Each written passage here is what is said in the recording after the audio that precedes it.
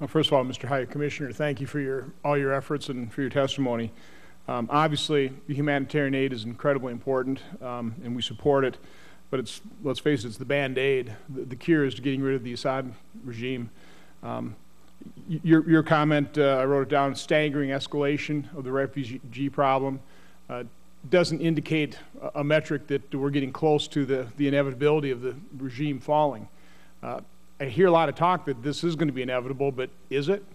I mean, is the Assad regime inevitable to fall, or could they be there for years? Well, I do not have a crystal ball, and I'm not supposed to make comments on political issues because of my mandate, even if I haven't been in politics for 25 years of my life, and so, as you can imagine. And I recognize that there is no humanitarian solution for this problem. Let's be clear. I mean, we can alleviate the plight of people, but the solution needs to be a political solution. My feeling, if I am to give a feeling, and when we do contingency planning, we need to look into several scenarios. My feeling is that this could last with situations not very different from what we have now, but with a permanent degradation of the living conditions inside the country, because many of the things are falling apart. Educational system, health system, even basic services. These could last still for a large period. Whether it is months or years, I don't know. Nobody knows. But we can face a situation where it lasts, and we can also move from the present situation to a situation of chaos, for which we also have to be prepared. We might have refugees of different natures. If you look at the present pattern of refugees, they are essentially Sunni Muslims. But one day we could have a situation with the minorities. That is, of course, also of great concern to us all. So we need to be prepared for things to get worse before they eventually will get better. Okay, so again, to summarize, I mean, your feeling from the ground, there is nothing inevitable right now. I mean, we just simply don't know what's going to happen. I mean, we're not seeing any inevitability here. I am someone that believes in a positive outcome of history, and I hope for a positive outcome of history. Sure. But I think that it might take some time. Okay. You know, obviously we're concerned of who, if the regime falls, who would replace them. We certainly want that group to be friendly to America. We certainly want to be friendly to them. We want to support the citizens of Syria. My concern, because I've heard reports of potentially growing resentment of Syrians, that they certainly understand that America has the military capability to potentially bring this conflict to an end, but we're not doing anything. Do you get that same sense? Are we falling in Syrians' opinion because we're not doing more from a military standpoint? Well, I don't think, as I said, in my contacts with the people, what I feel is that the people believe that the international community as a whole should come together and should find a solution. I don't think they identify a specific country or blame whoever for whatever purpose. But there is this frustration that the situation is going on and on and on, and the international community is not able to find a solution for it. That is what I felt, is the anger that I witness when I discuss with people.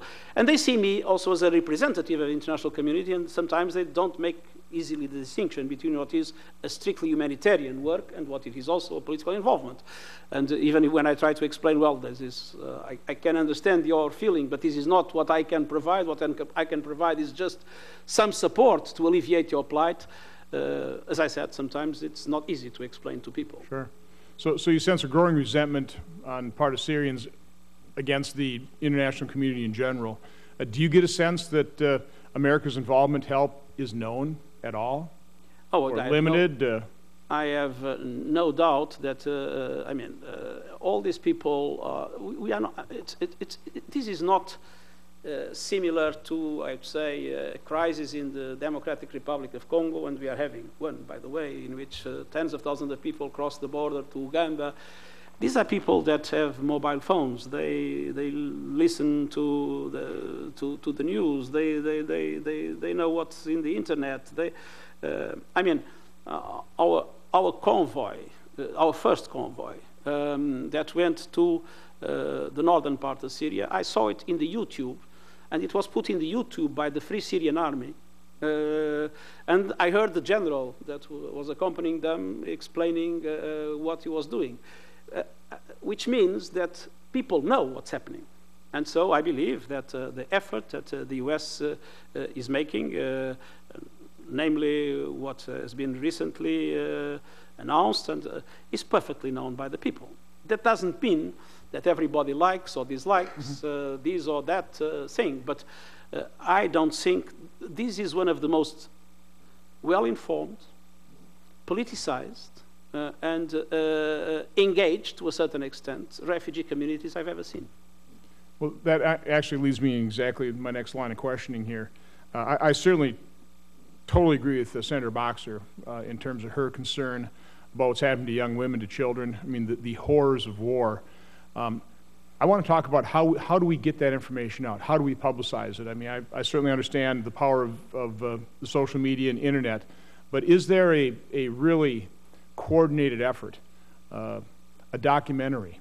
Is Al Jazeera on board with this? I mean, what are the media outlets? I mean, how are we truly trying to get this information out so that we can galvanize the world community, quite honestly, to help fill that funding gap? I mean, truthfully, I don't see that information all that well publicized, all that well known here in America.